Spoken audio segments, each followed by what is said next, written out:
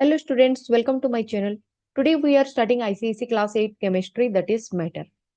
So everything around us means the air we breathe, the water we drink and the food we eat in our own body is made up of the something that is called as the matter. So in this video we'll understand what is matter, then the physical nature of matter, then different state of matter. So let's start the matter. The proper definition of matter is that is anything which has mass and occupies space and it can perceived by our senses. So here the examples are book, air, water, yeah, anything. So a book has mass and it take up some space. So book is called as the matter. And water in a bottle, it also takes some space and it has mass. So water also a matter. But we can't see the air. So how air is the matter? We can't visible the air, but it also a matter because when we blow the air into a balloon, the balloon becomes big.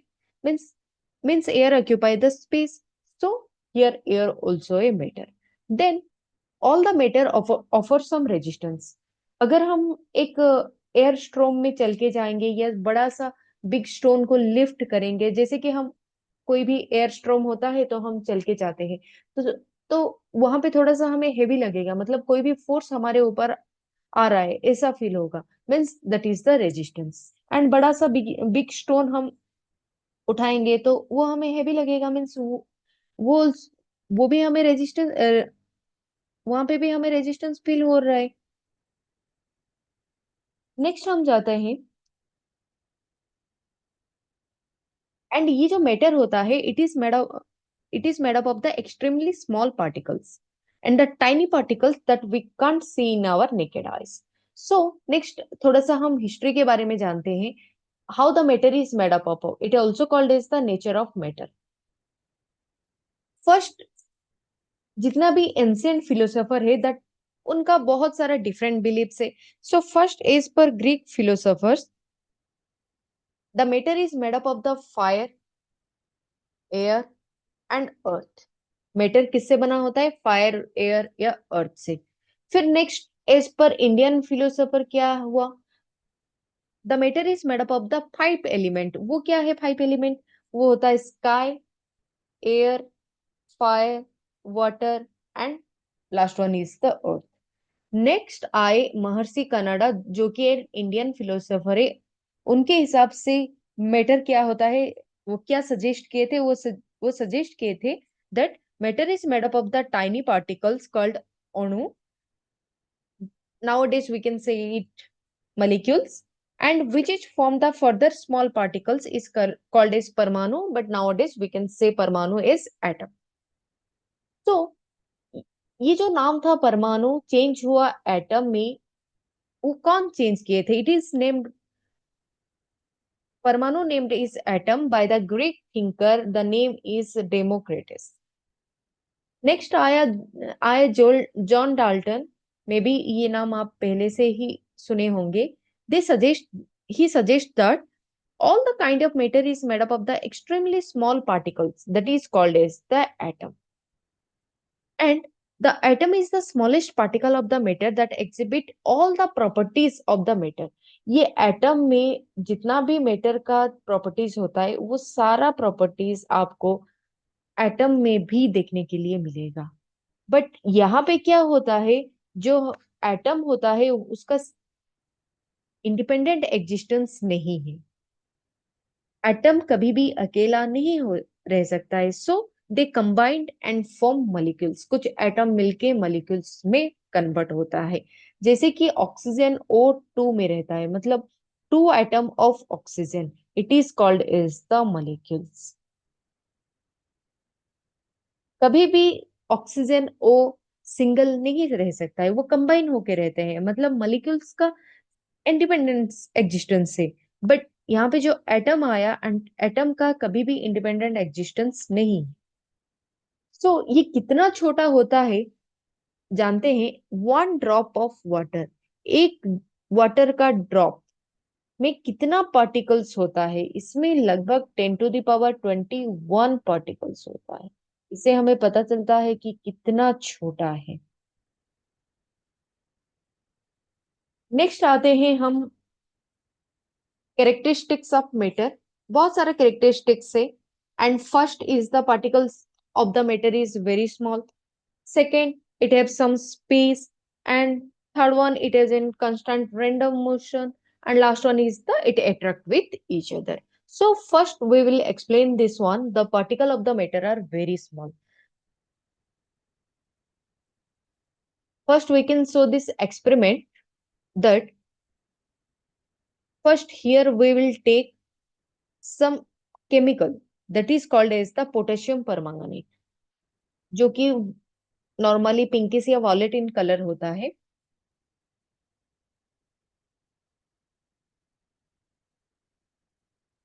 Potassium permanganate.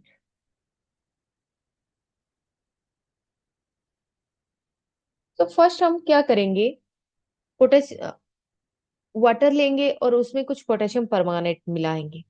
तो ये जो हमें solution मिला, इससे 10 ml हम एक लेंगे और एक दूसरे कंटेनर में मिलाएंगे। और बाकी इसमें से 10 ml हो गया हमारा पोटेशियम परमांगनेट, और बाकी जो 90 ml होगा वो हम मिलाएंगे वाटर। देन ये जो सोल्यूशन मिलेगा, जो पिंकिश सोल्यूशन थोड़ा सा लाइट इन कलर मिलेगा, इसे भी हम 10 ml लेंगे। और नेक्स्ट बीकर में हम क्या करेंगे, 10 ml of this solution and बाकी 90 ml हम वाटर मिलाएंगे।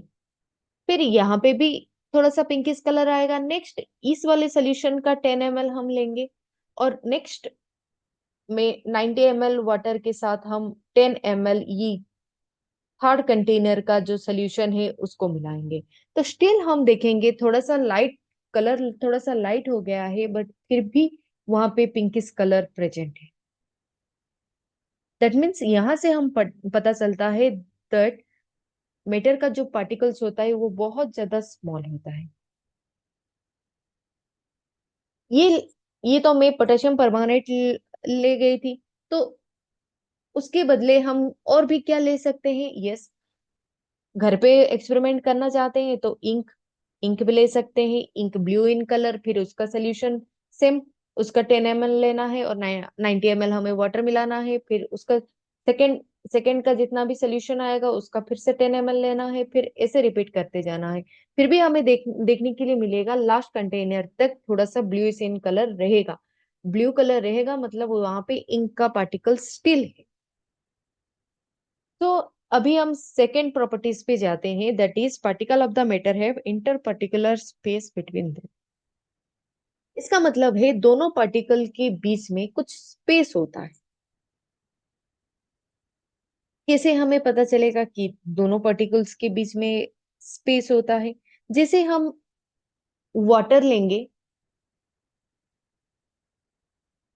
और उसमें शुगर मिलाएंगे, तो वो तो शुगर सोल्यूशन बन गया।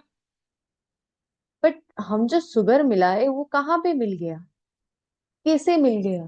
क्योंकि वाटर का जो पार्टिकल्स के बीच में थोड़ा सा स्पेस था जहां पे शुगर पार्टिकल्स रह गया है। सो यहाँ से हमें पता चलता है that particles of the matter that have inter particular space between them. Next जाते हैं हम थर्ड प्रॉपर्टीज में, that is the particle of the matter are constant random motion. उसका कांस्टेंट रैंडम मोशन कैसे होता है? तो उससे पहले हम एक न्यू कॉन्सेप्ट यहाँ पे पढ़ेंगे, that is Brownian motion. So first हम जानते हैं कि ये ब्राउनियन मोशन क्या होता है। इसका मतलब रैंडम मोशन में ये ब्राउनियन मोशन का क्या काम है? सो ये जो ब्राउनियन मोशन होता है that is the continue and random movement of the particles in the zigzag way. ऐसे रहता है, जिगजैग वे में रहता है कोई।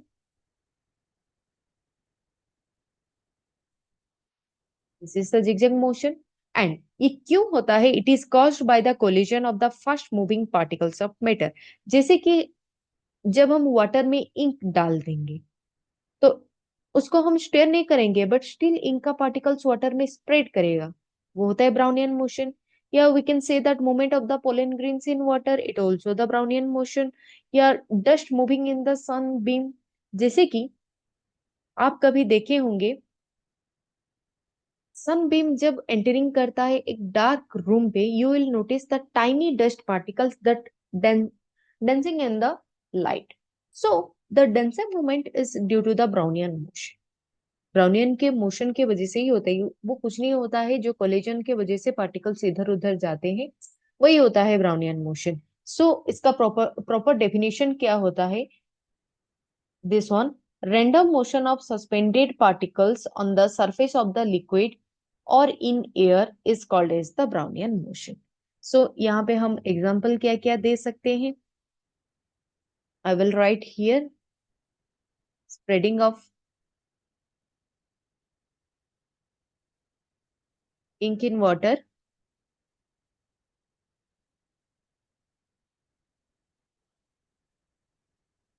and the next one is the dust particle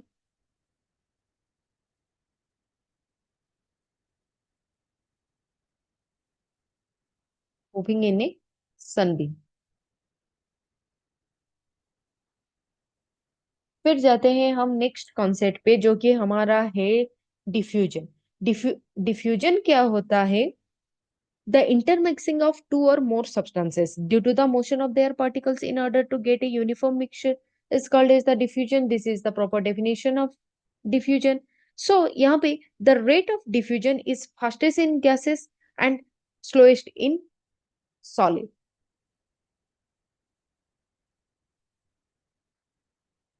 ये जो डिफ्यूजन का रेट होता है, फर्स्ट किस में होता है एंड स्लो किस में होता है? फर्स्ट होता है गैस में एंड वेरी स्लो होता है सॉलिड में. But it increase with an increase in temperature. तो टेम्परेचर अगर इंक्रीज करेंगे तो डिफ्यूजन जल्दी हो जाएगा. तो हम नेक्स्ट कॉन्सेप्ट जाते हैं, that is the particle of the matter attract with each other. कैसे एक दूसरे से अट्रैक्ट करते हैं? Means there exist a force of attraction between the particle of the matter and which keep them together. ये जैसे कि हमारा मैग्नीट्यूड फोर्स है, उसके टाइप का है. जैसे मैग्नेट मैग्नेट को अट्रैक्ट करता है वैसे टाइप का है. यहाँ पे क्या होता है? मैटर मैटर में अट्रैक्शन होता है.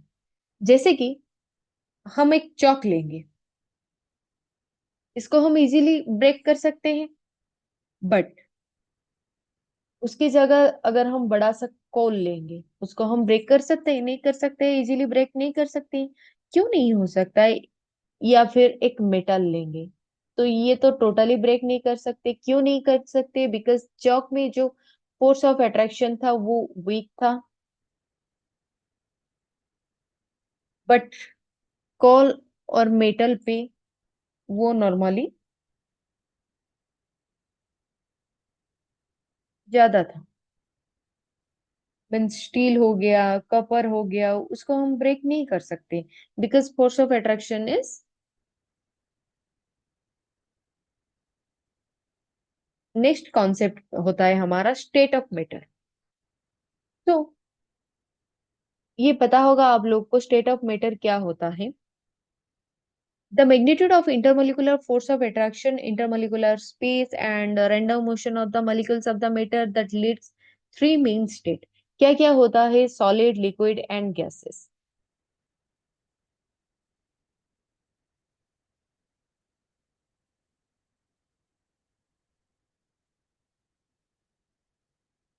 आप लोग को पता है सॉलिड सॉलिड क्या होता है? जिसका डेफिनेट शेप होता है एंड डेफिनेट वॉल्यूम होता है. So here right definite shape and volume. जैसे कि वुड हो गया, स्टोन हो गया. एंड लिक्विड का क्या होता है? इसका तो डेफिनेट वॉल्यूम होता है बट कोई भी डेफिनेट शेप नहीं होता है. It have definite volume but no definite shape.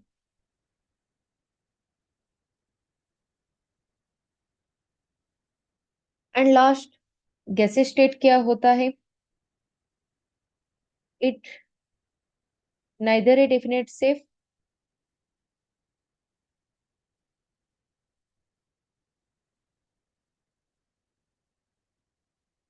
Nor a definite volume.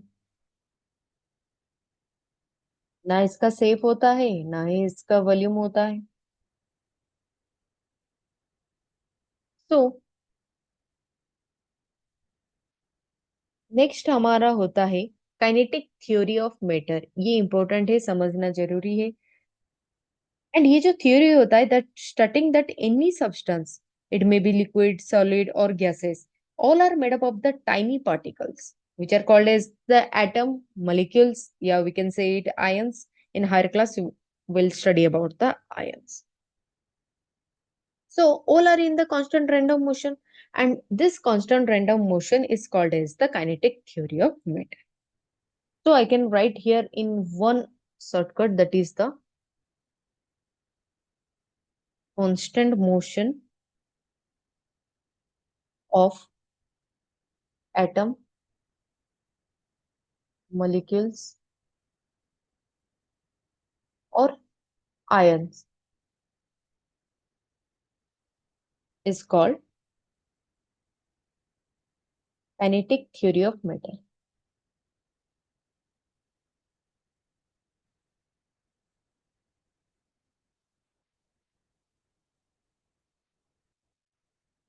इसका कोई पोस्टुलेट होता है तो पोस्टुलेट में शॉर्टकट यहाँ पे बोल देती हूँ। तो ये काइनेटिक थ्योरी ऑफ मैटर का पोस्टुलेट क्या क्या होता है। First, it is made up of the very small particles. So matter is composed of very small particles, that is called as the atom and molecules. Very small particles called atom and molecules. Then इसका second postulate क्या है? The constituent particles of a kind of matter are identical in all respect. Means जैसे कि जो भी atoms and molecules होता है, both are identical.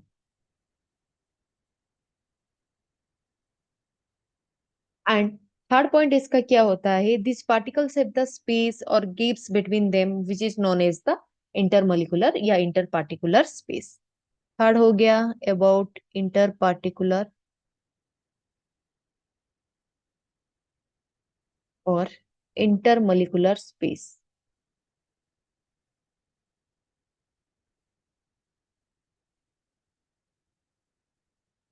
Then fourth one क्या होता है? It exerts some force of attraction. So the force of attraction is known as the interparticular or intermolecular force of attraction. So I will write interparticular or intermolecular force of attraction. And last postulate is that particles of the matter is always in a state of random motion and it possesses some kinetic energy with increase the temperature, it will increase. Means kinetic energy increase हो, temperature increase होगा तो kinetic energy also increase. So you will write random motion.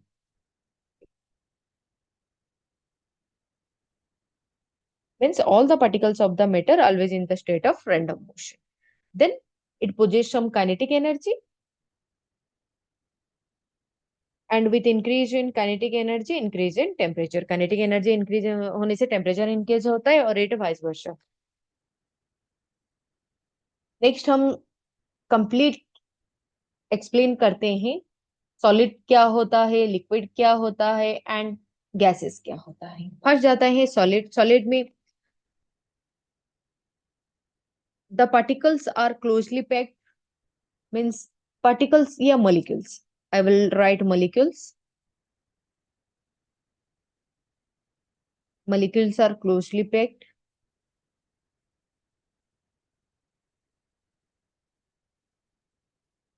and it has strong force of attraction.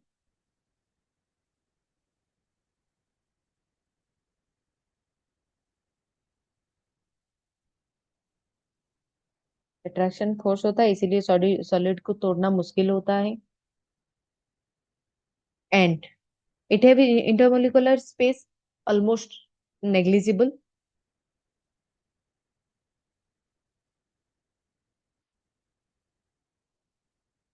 Negligible intermolecular space,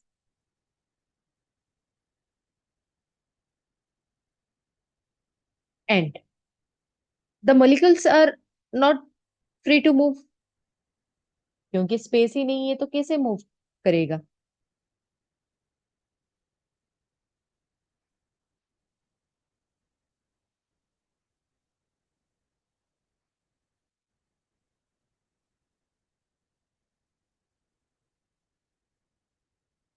and here they only vibrate.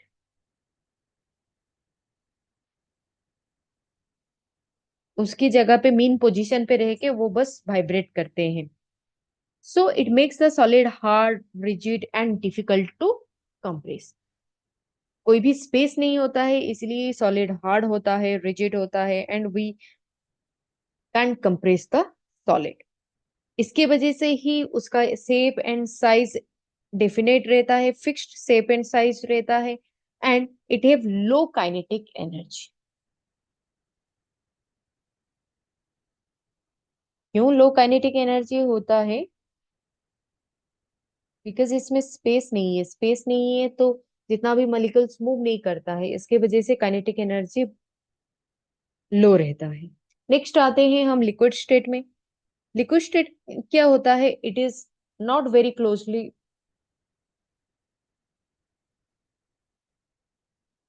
Not very closely packed. Then इसका जो force of attraction वो होता है solid में तो strong होता है, but यहाँ पे क्या होता है? Not strong is solid.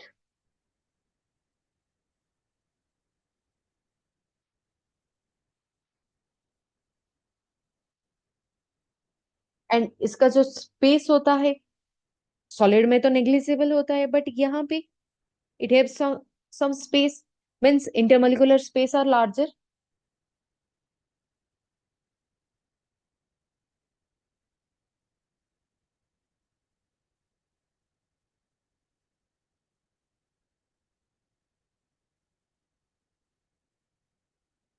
Then space है, देन मॉलिक्यूल्स तो मूव कर सकता है, so the particles are able to move freely and randomly. So particles are move freely and randomly. अगर randomly वो घूम सकता है तो it have some kinetic energy. Means last point is kinetic energy is higher than solid. So this make the liquid flow and it take the space of the container into which it poured. So liquid have the fixed volume but it do not have the definite shape. Last one जैसे कि यहाँ पे मैं बता देती हूँ थोड़ा सा जस्ट है. सो ये जो सॉलिड होता है वो पूरा क्लोजली पैक्ड होता है, तो इसका लुक कैसे आएगा? एंड लिक्विड का कैसे आएगा? गैसेस का कैसे आएगा? तो ये जो सॉलिड होता है वो पूरा क्लोजली पैक्ड होता है, मीन्स यहाँ पे कोई स्पेस ही नहीं रहता है. Like this.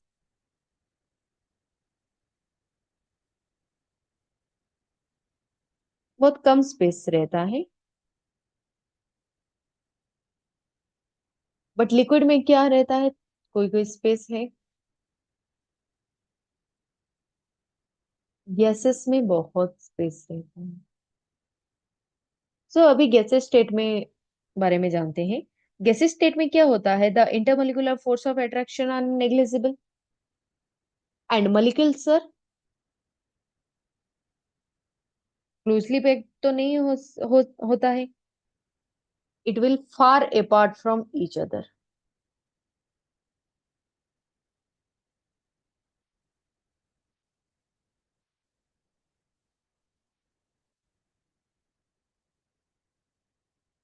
ये तो बिल्कुल भी स्ट्रांग नहीं होता है. एंड इसका जो इंटरमोलिकुलर स्पेस होता है वो बहुत ज्यादा होता है.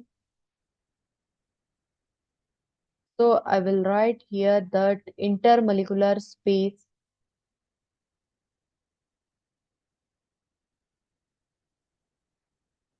are very larger. Intermolecular space बहुत ज्यादा होता है, they so they can move freely, and so they have high kinetic energy, and during motion these particles collide with each other and also with the wall of the container. As a result, that gases have neither a fixed shape nor a fixed volume. So they completely fill up the space available to them. And यहाँ पे एक new चीज हम जानने पाएंगे। तो fluid क्या होता है? फ्लूइड मीन्स जो फ्लो कर सकता है, लिक्विड भी फ्लो कर सकता है एंड गैस भी फ्लो कर सकता है। So here both the liquid and gases both are called as the fluids. Next थोड़ा सा प्रॉपर्टीज के बारे में जानते हैं हम। फर्स्ट वन, मास। सॉलिड का मास क्या होता है? डेफिनेट होता है, एंड लिक्विड में भी डेफिनेट होता है, एंड गैसेस में भी डेफिनेट होता है। नेक्स्ट आते हैं शेप के ऊपर। सॉलिड का तो शेप डेफिनेट होता है क्योंकि वो फिक्स्ड शेप में रहते हैं, but it have no fixed, liquid it have no fixed shape, and gases का it also have no fixed shape. Next आते हैं वॉल्यूम में। वॉल्यूम तो डेफिनेट होता है, मास, एंड लिक्विड का भी डेफिनेट होता है, वॉल्यूम हम मेजर कर सकते हैं। एक ग्लास का वाटर का वॉल्यूम जितना होगा उसी ग्लास का वाटर को हम अगर बोतल में फिल करेंगे तो उसका भी वॉल्यूम सेम ही होगा, चेंज तो नहीं होगा, एक्स्ट्रा वाटर तो नहीं आ जाएगा। एंड बट गैसेस पे क्या क्या होता है? इट इनडेफिनाइट, इसका कोई भी फिक्स नहीं होता है। Next, packing of particles. ये तो क्लोजली पैक्ड होता है,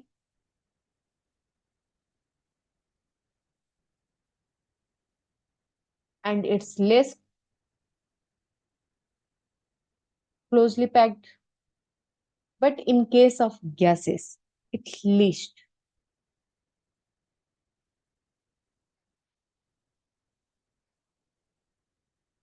नेक्स्ट आता है इंटरमोलिकुलर फोर्स ऑफ अट्रैक्शन। ये तो सॉलिड में बहुत ज्यादा स्ट्रांग होता है, एंड यहाँ पे वीक होता है। I will write weaker as we comparison of this, so this is the weakest. And intermolecular space यहाँ पे बहुत ज्यादा कम होता है, तो लीस्ट।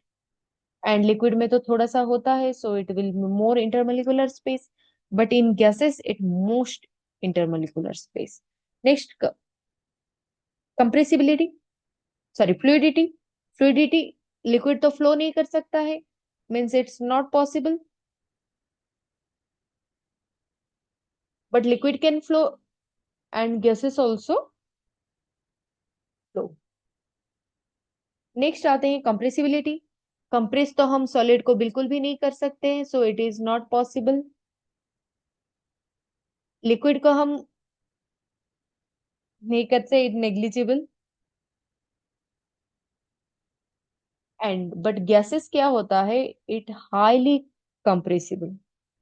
जैसे कि हमारा घर पे हम एलपीजी गैस यूज करते हैं, जो एलपीजी होता है लिक्विडिफाइड पेट्रोलियम गैस, उसको कंप्रेस करके ही सिलेंडर में डाला जाता है। नेक्स्ट आता है रिजिडिटी में। सो solid head high rigid, highly rigid, but liquid is less rigid and it's not rigid. Is per kinetic energy, in solid it's lowest and in liquid it's higher, and last one is in gases it's highest. Next concept पे हम जाते हैं, that is the inter conversion of state of matter. This phenomenon of the change of the one state of the matter into the another and back to its original shape without any changing in chemical composition is called as the interconversion of state of matter. This interconversion of state of matter, it will caused by two things. First one is the change in temperature and second one is the change in pressure. So first one is the change of state of matter by changing in temperature. Temperature change होने से कैसे change हो जाता है? किसी को हम गर्म करते हैं तो वो चेंज होता है, जैसे कि सॉलिड। सॉलिड को अगर हम हीट करेंगे तो वो लिक्विड में कन्वर्ट हो जाएगा। लिक्विड को हम फिर से हीट करेंगे तो वो गैस में कन्वर्ट होगा। एंड उसका उल्टा, अगर गैस को हम ठंडा करेंगे, कूल करेंगे, then it convert into the liquid. Then liquid को अगेन हम कूल करेंगे तो it convert into the solid. But यहाँ पे उसका केमिकल कंपोजिशन तो चेंज नहीं होता है। जैसे हम सॉलिड की जगह आइस लेते हैं एंड लिक्विड की जगह मैं वाटर ले लेती हूँ, एंड गैसेस में क्या होता है? स्टीम। जब वो फिर से आइस में कन्वर्ट होता है तो उसका तो केमिकल कंपोजिशन चेंज नहीं होता है। ऐसा ही सेम टू सेम वॉक्स वॉक्स के साथ भी होता है। जब वो सॉलिड वॉक्स को हम गर्म करते हैं तो वो लिक्विड वॉक्स में कन्वर्ट हो जाता है, एंड लिक्विड वॉक्स को हम कूल कर देते हैं, then it again convert into the solid wax. Next आता है प्रेशर। प्रेशर चेंज करने से कैसे होता है?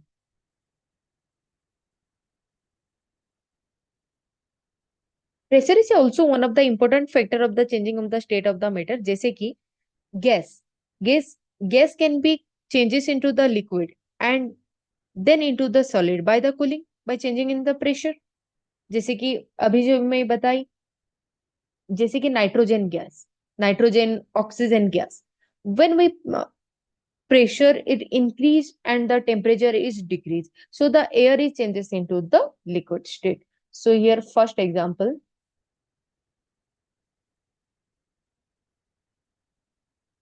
air contains mostly,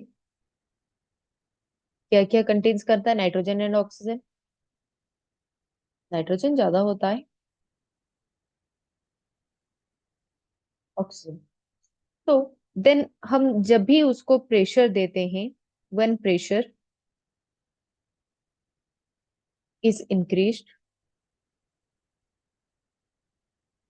and temperature is decreased,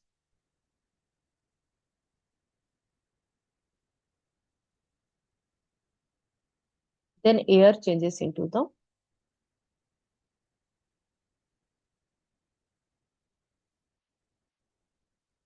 its liquid state।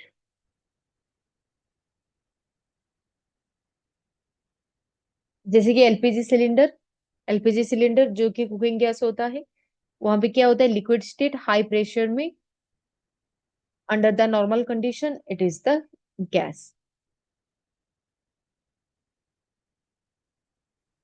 And जो inter conversion of state of matter होता है वो कैसे होता है?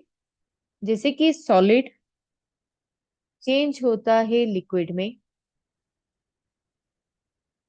सॉलिड जो लिक्विड में चेंज होता है that process is called as the melting. Then liquid change होता है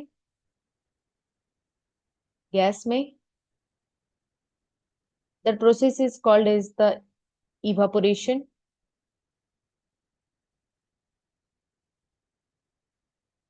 देन गैस अगेन चेंज होता है लिक्विड में in process of condensation. Liquid again solid में कन्वर्ट होता है, that is called as the solidification,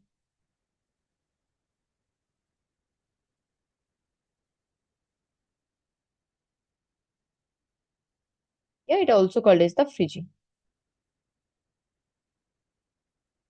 and solid directly change होता है gases, that is called as the sublimation.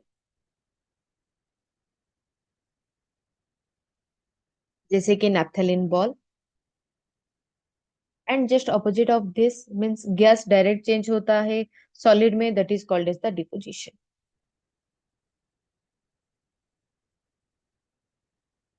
तो अभी डेफिनेशन देखते हैं। जैसे कि मेल्टिंग, मेल्टिंग को फ्यूजन भी कहीं कहीं पे बोलते हैं, मेल्टिंग और फ्यूजन। ये क्या होता है? By process the substance changes into the solid to liquid. यहाँ पे क्या होता है? सॉलिड टू वो लिक्विड में कन्वर्ट होता है, that is called as the melting. Next आता है melting point. This is important. Melting point क्या होता है? This is the fixed temperature. ये एक फिक्स्ड टेम्परेचर होता है at which solid changes into liquid, hitting at atmospheric pressure, and the pressure is atmospheric pressure, then it called as the melting point. जैसे कि ice, ice का melting point होता है 0 degree Celsius. यह आपको याद रखना है। जब आइस उसका प्योरेस्ट फॉर्म में होगा तभी 0 डिग्री सेल्सियस होगा। अगर वहां पे कुछ भी वाटर में इम्प्योरिटीज रहता है तो उसका 0 डिग्री सेल्सियस नहीं होगा। नेक्स्ट आते हैं इवापोरेशन। इवापोरेशन क्या होता है? The process by which the substance changes into the liquid to vapour. जब लिक्विड चेंज होता है वेपर में, that is called as the evaporation. And evaporation room temperature में भी होता है, बट जब हीट मतलब ये फास्टर होता है। Evaporation is faster during heating. Heat करने से इवापोरेशन फास्ट होता है। नेक्स्ट बॉइलिंग पॉइंट क्या होता है? It also a fixed temperature जहां पे लिक्विड चेंज होता है गैसियस स्टेट में। Means here the liquid started changing into the gaseous state upon heating is called as the boiling point. So pure water का H2O means water, उसका boiling point होता है 100 degree Celsius. Next आता है condensation. Condensation में क्या होता है? Gaseous state changes into the liquid state.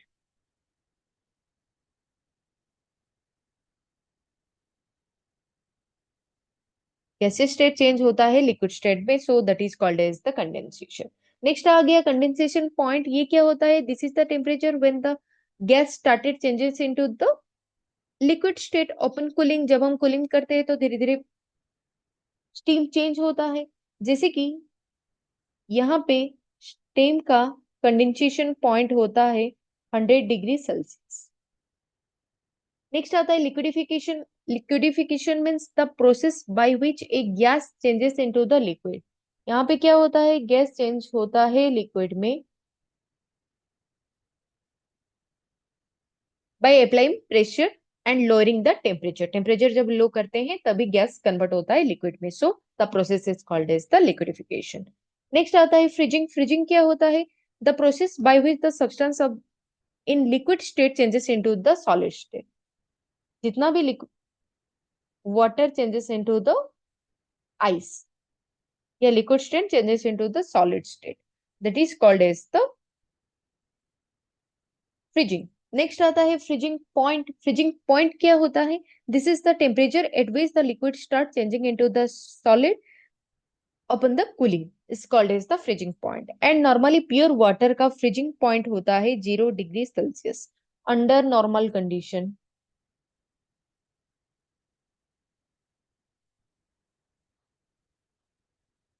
ये सारा बॉइलिंग पॉइंट, फ्रीजिंग पॉइंट सारा प्योर वाटर पे ही होता है।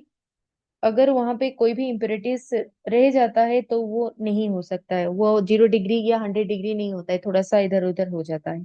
नेक्स्ट लास्ट देते हैं सब्लिमेशन। सब्लिमेशन क्या होता है? The process by which certain substances changes directly from solid to the gas state. Solid से वो लिक्विड में कन्वर्ट नहीं होते हैं, डायरेक्ट गैस में कन्वर्ट हो जाते हैं, so that is called as the sublimation. यहाँ पे एग्जाम्पल में लिख देते हो। एग्जाम्पल होता है camphor and ammonium chloride,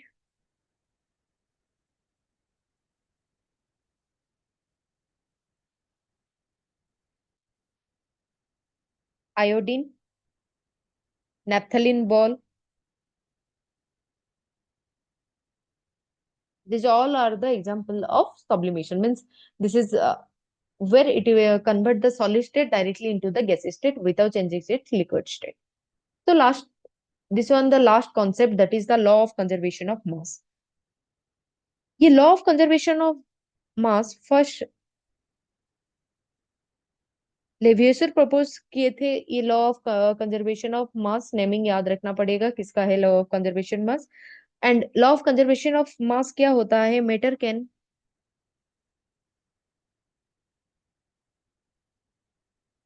neither be created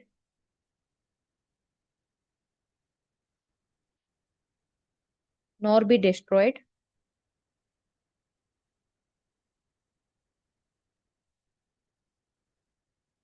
in a chemical reaction।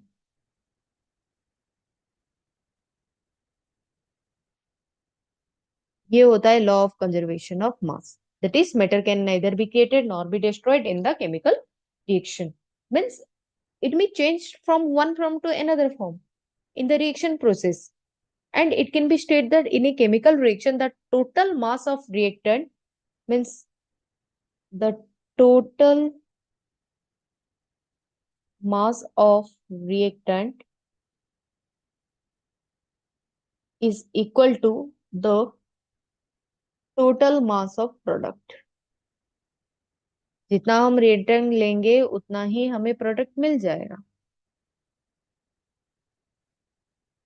यहाँ पे एक एक्सपेरिमेंट है, देखते हैं वो एक्सपेरिमेंट क्या बोलता है। सो फर्स्ट हम लेंगे 5 ml of sodium sulfate solution in the measuring cylinder and pour into the conical flask that take 5 ml of barium chloride solution in another measuring cylinder and pour into the 10 ml test tube. So tie the test tube with the thread in hanging to the test tube in the flask carefully so that the two solution do not mix with each other। यहाँ पे जब mix हो जाता है, जब experiment complete हो जाता है, तो यहाँ पे हमें एक white precipitate means white insoluble solid,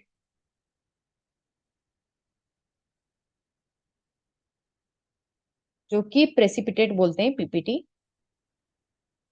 जो कि एक प्रेसिपिटेट होता है, उस मिलेगा हमें, वो होता है बेरियम सल्फेट।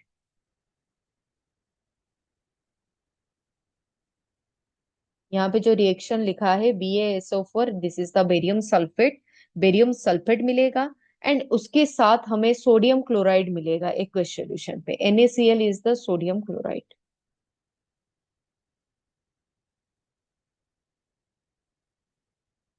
बट फास्टली हम जितना भी एपरेटस में लिए थे एंड लास्टली हमें जितना भी मिला है, दोनों का मास हमेशा इक्वल ही होता है। मीन्स अगर हम दोनों का मास मेजरमेंट करते हैं तो लास्टली हमें पता चलता है the total mass of apparatus and the reactant is equal to the total mass of the product. So here it will conclude that the law of conservation of mass is verified. वो कभी भी, हाँ, कोई कोई reaction में क्या होता है, एक्स्ट्रा गैसेस मिलता है, जितना भी गैसेस मिलता है उसको भी अगर हम मेजर कर लेंगे तो वो इक्वल ही होगा जितना हम प्रोडक्ट लिए थे उसके मास के साथ। जैसे कि वुड को हम बर्न करते हैं तो उसमें एयर भी यूज होता है एंड उसका एस भी फॉर्मेशन होता है। तो अगर हम सबको मिलाएंगे तो जितना हम रिएक्टेंट लेंगे उतना ही हमें प्रोडक्ट मिलेगा। जैसे कि और एक इम्पोर्टेंट एग्जाम्पल है, एक मैग्नीशियम रिबन। जो मैग्नीशियम रिबन है इसको हम बर्न करते हैं, जो कि एयर के हेल्प से बर्न होता है। फिर हमें लास्टली मिलता है मैग्नीशियम ऑक्साइड। ये मैग्नीशियम ऑक्साइड कहाँ से आया, वो ऑक्सीजन के साथ रिएक्ट होके मैग्नीशियम ऑक्साइड कन्वर्ट हो गया। एंड यहाँ पे जितना भी मास होता है मैग्नीशियम ऑक्साइड का, that is more than the magnesium. क्यों ऐसे क्यों हुआ कि मैग्नीशियम ऑक्साइड ज्यादा मास, मतलब हमें प्रोडक्ट में ज्यादा मास मिल गया जितना हम रिएक्टेंट में लिए थे? क्योंकि रिएक्टेंट में मैग्नीशियम रिबन के साथ कुछ एयर भी तो, air means normally oxygen, oxygen भी तो यूज हुआ ना, अगर हम ऑक्सीजन का भी मास को ऐड करेंगे तो वो total mass is equal to the total mass of the product. And इसका अगर हम रिएक्शन लिखेंगे तो 2 mg it balance reaction plus O2 oxygen जो कि एयर में था वो यूज्ड हुआ, और जब हम उसको जलाए हीट दिए then it convert into the MgO, magnesium oxide. ये होता है total example of law of conservation of mass. So today we learn meaning of matter, then nature of particle of matter, then state of matter, and last one is the change of state of matter and law of conservation of mass. In the next video, we'll learn more about the physical and chemical properties of the matter with experiment and examples. So if the video is helpful to you, please like and share.